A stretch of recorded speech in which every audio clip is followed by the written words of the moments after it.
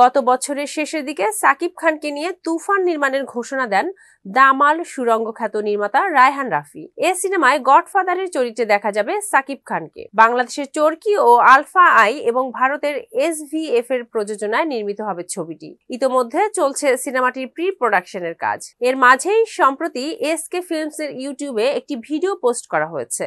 সেখানে নির্মাতা রায়হান রাফি তুফান সিনেমার বিভিন্ন বিষয় তুলে ধরেছেন। রায়হান রাফি বলেন, সাকিব খান চ্যালেঞ্জ নিতে পছন্দ করেন। আমি অনেকদিন থেকেই এই সিনেমার প্রস্তুতি নিচ্ছি। প্রায় 4 মাস থেকে প্রি প্রোডাকশনের কাজ চলছে। এদিকে সম্প্রতি তুফান সিনেমাটির শুটিং সেটের ড্যামি কিছু প্রকাশ পেয়েছে, যা দেখে রীতিমতো মুগ্ধ হয়েছেন সিনেমা প্রেমীরা। কয়েকদিন আগেই ভারতের হায়দ্রাবাদের উদ্দেশ্যে উড়াল দেন রায়হান রাফি। সেখানে রামোজি ফিল্ম সিটিতে চলছে তুফানের সেট নির্মাণের কাজ। 90 দশকের বাড়িঘর, গাড়ি ও অন্যান্য স্থাপনায় সাজানো হবে সেট। সবকিছু ঠিক থাকলে চলতি বছর কুরবানির ঈদে প্রেক্ষাগৃহে মুক্তি পাবে এই ছবি।